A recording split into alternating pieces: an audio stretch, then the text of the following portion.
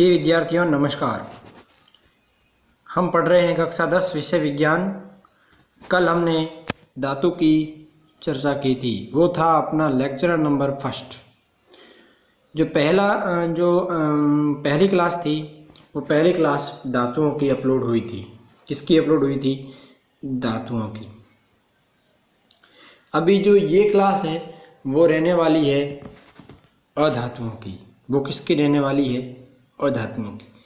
धातुओं के प्राय एग्जाम्पल जो अपन ने पढ़े थे, जो धातुओं के एग्जाम्पल पढ़े थे उनके अंदर अपन ने पढ़ा था एल्यूमिनियम, कॉपर,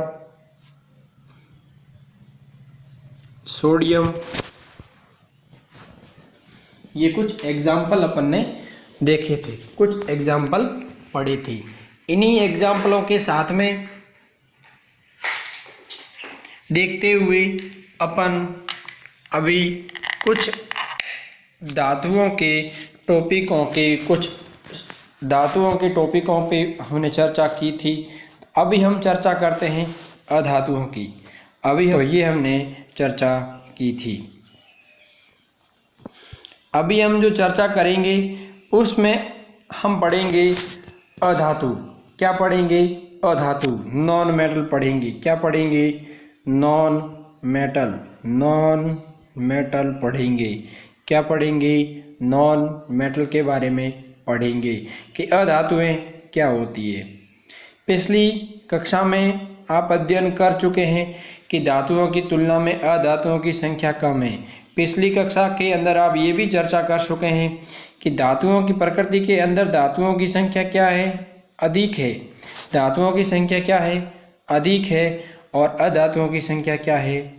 कम है। अधातुओं की संख्या क्या है? कम है। संख्या की दृष्टि से देखा जाए तो धातु क्या है? अधिक है। धातु क्या है? अधिक है। और अधातु क्या है? कम है। अधातु क्या है? कम है। कल हमने चर्चा की थी, कल के वीडियो में हमने चर्चा की थी। इसका जो पहला वीडियो उसके अपलोड हुआ है उसके अंदर हमने चर्चा की थी। आप जाके तो प्लेलिस्ट के अंदर जाके देख सकते हैं, या फिर इसके डिस्क्रिप्शन बॉक्स के अंदर इसका लिंक मिल जाएगा। वहाँ से क्लिक करके आप सीधे वहाँ पहुँच सकते हैं। तो धातु सामान्यतः पहला देखा था, क्या देखा था कि धातु होती है, उसकी क्या होती है? चमक होती है। उसकी क्या होती है? चमक। चमक के साथ ही वो क्या होती है? कठोर होती है। क्या होती है? कठोर। ये हमने धातु के गुणधर्म देखे थे। कुछ और भी गुणधर्म हैं जो आपको वीडियो देखोगे तो आपको समझ में आ जाएंगे। अपन उस टॉपिक की बात ना करते हुए सीधे अपने टॉपिक पे चलते हैं, सीधे अपने मूल टॉपिक पे चलते हैं। आइए जानते हैं क्या। पिछली कक्षा में आप अध्ययन कर चुके हैं कि धातुओं की तुलना में अधातुओं की संख्या क्या होती है? कम होती है। जैसे carbon, sulphur, iodine, oxygen, hydrogen आदि अधातुओं के कुछ उदाहरण है। ये कैसे हैं? कुछ उदाहरण हैं। अब देखो यहाँ पर ब्रोमीन मात्र एक ऐसी अधातु है जो द्रव अवस्था के अंदर होती है। जो कौन सी अवस्था में होती है? द्रव अवस्था के अंदर होती है। वहाँ पर एक अपवाद आया था सोडियम का। धातुओं के अंदर एक अपवाद आया था सोडियम का। सोडियम क्या होता है? धातु होती है, लेकिन ज़्यादा कठोर नहीं होता है। ज़्यादा कठोर नहीं होता है। इसको चाकू से काटने पर काट सकते हैं। ठीक इसी प्रकार अधातुओं के अंदर भी ये ब्रोमीन होता है। ये ब्रोमीन जो पाया जाता है, ये ब्रोमीन एक प्रकार का अपवाद है जो सामान्यतः द्रव अवस्था के अंदर पाई जाती है। इसके अलावा सारी अधातुएं या तो ठोस या फिर गैस होती हैं। क्या आप धातुओं के समान अधातुओं के भी कुछ गुणधर्म होते हैं? आइए पता लगाएं। देखो धातुओं के गुणधर्म पढ़े थे हमने। धातुओं के क्या पढ़े थे? गुणधर्म पढ़े थे। तो जो धातुओं के गुणधर्म पढ़े थे, उन धातुओं के गुणधर्म के आधार पर हम देखेंगे क्या अधातुओं के भी क्या गुणधर्म होते हैं। तो आइए पता लगाएं।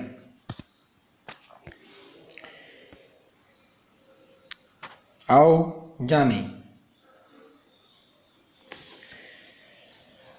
अब देखो आगे हम देखते हैं कि अधातुओं के भौतिक गुणधर्म क्या होते हैं, अधातुओं के भौतिक गुणधर्म क्या होते हैं। जैसा कि सारणी दी गई है तो वो एक परीक्षण करके देखते हैं। कार्बन, कोल या ग्रेनाइट, सल्फर या आयोडीन के नमूने एकत्रित कीजिए। उसके अंदर भी सोडियम, मैग्नीशियम, एल्यूमिनियम, इनके हमने आयरन, इनके हमने तांबा, इनके हमने नमूने इकट्ठे किए थे। ठीक इसी प्रकार अधातुओं के अंदर भी क्या करना है, कार्बन, सल्फर, आयोडीन के क्या इकट्ठे करने हैं, नमूने। क्या इकट्ठे करने हैं, नमूने इकट्ठे करने हैं। नमूने का मतलब है सैंपल लेना। आई बात समझ में। फिर इन अधातुओं से 3.1 और 3.4 और 3.6 तक के क्रियाकलापों तक दोहराइए तथा अपने प्रेक्षणों को नोट कीजिए। आगे जो हमने क्रियाकलाप किए थे धातुओं के, उन क्रियाकलापों के आधार पर इन्हीं को भी उन्हीं की भांति दोहराना है और फिर ये पता लगाना है कि क्या जो धातुओं में गुण हैं वो क्या अधातुओं में होते हैं, नहीं होंगे। जो गुण धातुओं में हैं वो अधातुओं के अंदर नहीं होंगे, कुछ एक अधातुओं को छोड़कर।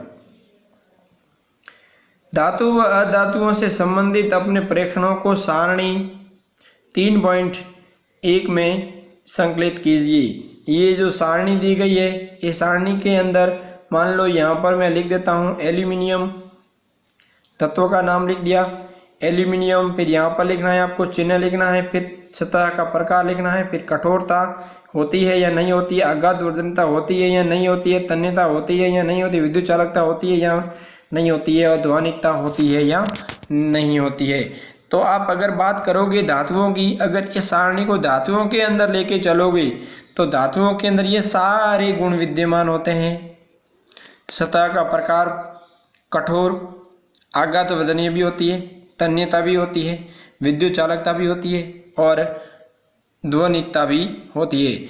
मतलब उसको आप पीटोगे तो वो कैसी होगी, वो ध्वनि उत्पन्न करेगी। लेकिन अधातुओं के अंदर ये कोई कठोरता भी नहीं होती है, आघात वर्धनीयता भी नहीं होती है और तन्यता भी नहीं होती है और विद्युत चालक भी नहीं होती है, वो विद्युत की कुचालक होती है और ध्वनिकता भी नहीं होती है। तो आप कह सकते हो कि धातुओं के अंदर जो होता है वो अधातुओं में नहीं होता है। आइए जानते हैं आगे। सारणी 3.1 में लिखे परीक्षणों के आधार पर हम अपनी कक्षा में धातुओं तथा अधातुओं के सामान्य गुणधर्मों की चर्चा कीजिए। आप निश्चित रूप से इस निष्कर्ष पर पहुंचे होंगे कि केवल भौतिक गुणधर्मों के आधार पर ही हम तत्वों का वर्गीकरण नहीं कर सकते हैं, क्योंकि इनमें कई अपवाद भी होते हैं। उदाहरण के लिए एक बात मैंने आपको बताई नहीं है यहाँ पर, तो यहाँ पर एक बात अभी आप ध्यान में रखना कि सभी धातुएं एक समान नहीं होती, सभी अधातुएं भी एक समान नहीं होती। अब इसमें कैसे, ये फंडा कैसे है, तो इसको भी समझ लो। जैसे मान लो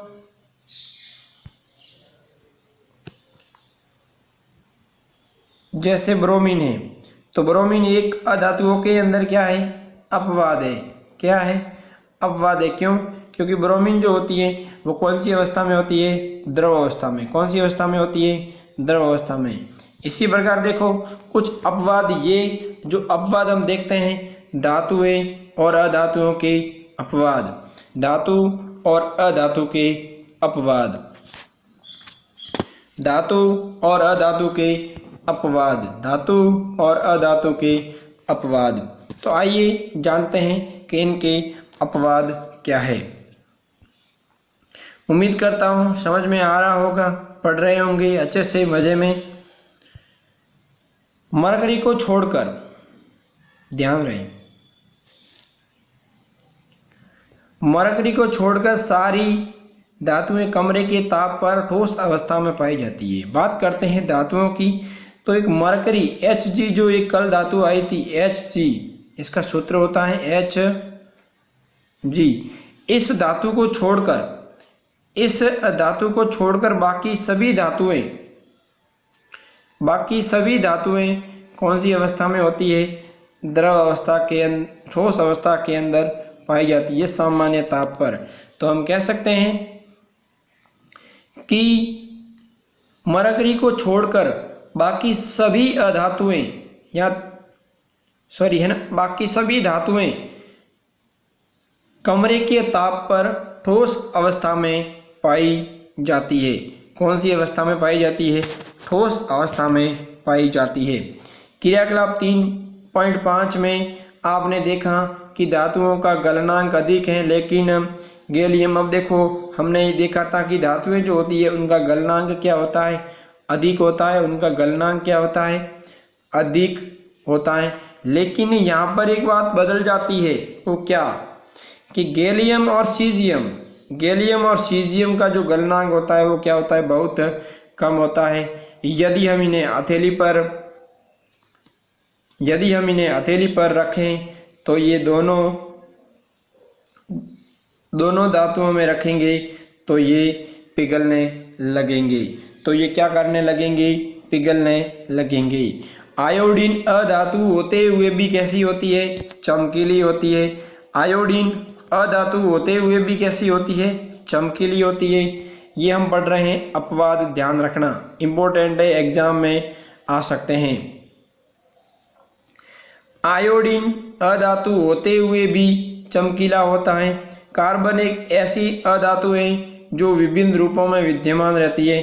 कार्बन एक प्रकार की क्या होती है? अधातु होती है जो विभिन्न रूपों के अंदर विद्यमान रहती है। कार्बन के प्रत्येक रूप में अपर रूप होते हैं। कार्बन के जो विद्यमान जो अलग अलग रूपों के अंदर रूप होंगे, जो कार्बन के जो अलग अलग जो रूप होंगे, उस रूप को हम क्या कहेंगे? उस रूप को हम कहेंगे अपर रूपता। क्या कहेंगे? अपर रूपता कहेंगे। हीरा कार्बन का एक अपर रूप है। हीरा जो होता है वो कार्बन का क्या है? एक अपर रूप है। हीरा जो होता है वो कार्बन का क्या है? एक अपर रूप होता है। यह सबसे कठोर प्राकृतिक पदार्थ है और प्रकृति का सबसे कठोर पदार्थ कौन है? हीरा। और हीरा क्या होता है? कार्बन का अपर रूप होता है एवं इसका गलनांक एवं क्वथनांक बहुत अधिक होता है। हीरा जो होता है वो इसका गलनांक और क्वथनांक क्या होता है? बहुत अधिक होता है। हीरा अधातु होती है। हीरा क्या होती है? अधातु होती है। और ये कार्बन का क्या है? अपर रूप होता है। कार्बन एक अन्य अपर रूप ग्रेफाइट जो एक विद्युत का सुचालक है।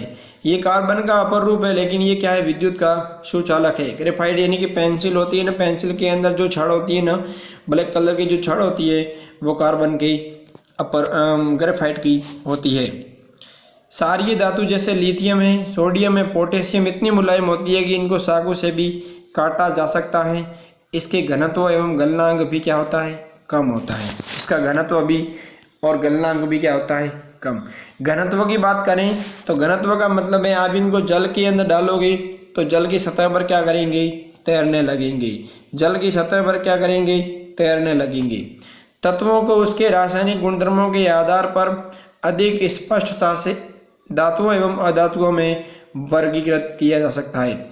अब जानते हैं कि धातु और अधातु के जो तत्व हैं इनको आसानी से पढ़ना है, रासायनिक गुणधर्मों को आसानी से पढ़ना है, तो इनको अलग अलग गुणधर्मों, अलग अलग प्रॉपर्टी के आधार पर हम इनका वर्गीकरण करेंगे। आइए क्रियाकलाप 3.8 करते हैं। आइए क्रियाकलाप 3.8 करते हैं। मैग्नीशियम की अब देखो मैग्नीशियम का रिबन आपने जलाया होगा कौन सी क्लास में? 7वीं क्लास में। अगर आपने नहीं देखा है तो आप प्लेलिस्ट के अंदर जाके कक्षा 7 के वीडियो देख सकते हो, उसके अंदर आपको मिल जाएगा। मैग्नीशियम की एक पट्टी तथा थोड़ा सल्फर का चूर्ण लीजिए। क्या लेना है यहाँ पर? क्या लेनी? मैग्नीशियम की एक पट्टी लेनी है और सल्फर का क्या लेना है? थोड़ा चूर्ण लेना है और मैग्नीशियम की पट्टी का दहन कीजिए। अब मैग्नीशियम की पट्टी को क्या करना है? जलाना है और उसकी राख को इकट्ठा करके पानी में घोल लीजिए। क्या करना है? मैग्नीशियम की जो Mg की जो पट्टी होती है उस पट्टी को क्या करना है? जलाना है। अब जैसे ही उस पट्टी को जलाओगे और जलाकर उसकी क्या बनेगी? राख। क्या बनेगी? राख। जब उसकी राख बनेगी तो उसको क्या करना है? जैसे मान लो ये पानी है और पानी के अंदर उसको क्या कर देना है? घोल देना है। तथा लाल व नीले लिटमस पेपर से प्राप्त विलयन से क्या करिए, विलयन की जांच करिए। जो ये पेपर होते हैं इनको बोलते हैं पीएच पेपर। इस पेपर से आप इसकी जांच करें। मैग्नीशियम के दहन से जो उत्पाद मिला है वो अम्लीय है या क्षारीय है। मैग्नीशियम का आपने दहन किया है और दहन से जो उत्पाद आपको मिला है वो क्या अम्लीय है या क्षारीय है। अब सल्फर के चूर्ण का दहन कीजिए। फिर क्या करना है, सल्फर के चूर्ण का दहन करना है और दहन से उत्पन्न धुएं को एकत्रित करने के लिए उसके ऊपर एक परख नली लगाइए। चलते हैं आगे। इस परख नली में जल डालकर उसे अच्छी तरह से क्या कर दीजिए, मिला दीजिए। ठीक वैसी प्रकार जैसे प्रकार आपने क्या मिलाई थी, राख। क्या मिलाई थी, राख। उसी प्रकार इसमें मिला दीजिए। नीले या लाल लिटमस पेपर से इस विलयन की जांच कीजिए।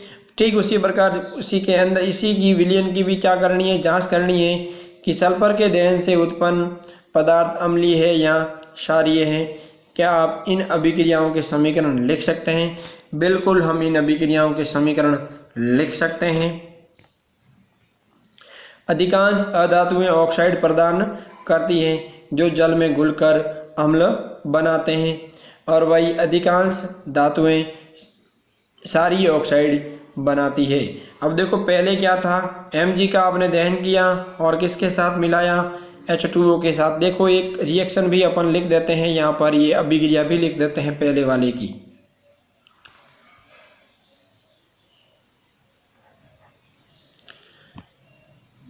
ध्यान से देखना और ध्यान से सुनना और पढ़ने की कोशिश करना कि आपको याद हो जाए।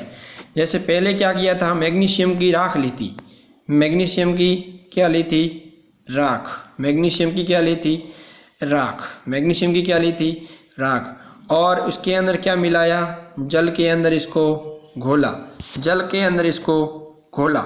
जल के अंदर इसको घोला। ये मान लो MgO। जल के अंदर घोला। जल के अंदर घोलोगे तो क्या बनेगा, Mg। क्या बनेगा, Mg whole OH2। Mg whole OH2। Mg whole OH2 बनेगा। आई बात समझ में। ठीक इसी प्रकार यही जो होंगे, ये तो होगा धातु का ऑक्साइड। ये तो हो गया धातु का ऑक्साइड, और धातु के ऑक्साइड होंगे वो क्या होंगे, क्षारीय। क्या होंगे, क्षारीय। और अधातुओं के जो ऑक्साइड बनेंगे वो कैसे होंगे, अम्लीय। कैसे होंगे, अम्लीय। अगले भाग में हम धातुओं व अधातुओं की अगले भाग में धातुओं के ऑक्साइडों के बारे में जानकारी प्राप्त करेंगे। आगे हम पढ़ेंगे। उससे पहले कुछ प्रश्न आए हैं, उन प्रश्नों के उत्तर आपको जानने हैं। जैसे ये वाले प्रश्न हैं आपके सामने।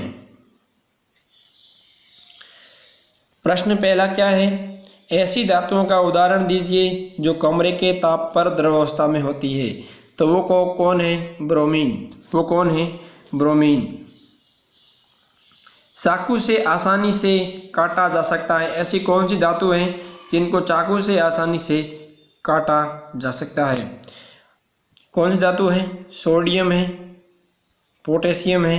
ये जो धातुएं होती हैं इनको चाकू से आसानी से काटा जा सकता है। ऊष्मा की सबसे अच्छी चालक कौन सी धातु होती हैं और ऊष्मा की कुचालक कौन होती हैं? आघात वर्धनीयता एवं तन्यता का अर्थ बताइए। बिल्कुल प्रश्नों के उत्तर आपको आगे वीडियो के अंदर, अगर वीडियो आपने कंप्लीट देखा है तो पूरे प्रश्नों के उत्तर आपको समझ में आएंगे। अगर आपने वीडियो नहीं देखा है तो आप पूरा वीडियो आप देखो और इसको समझने का प्रयास करो। कंप्लीट आपको समझ में आएगा। ऐसा नहीं है कि आपको समझ में ना आए। तो मैं उम्मीद करता हूँ ये लेक्चर आज यहीं समाप्त करते हैं और फिर बढ़ते हैं, फिर मिलते हैं वापस अगले वीडियो के अंदर। वो मिलेंगे कल। तब तक के लिए इजाज़त दीजिए। नमस्कार, धन्यवाद।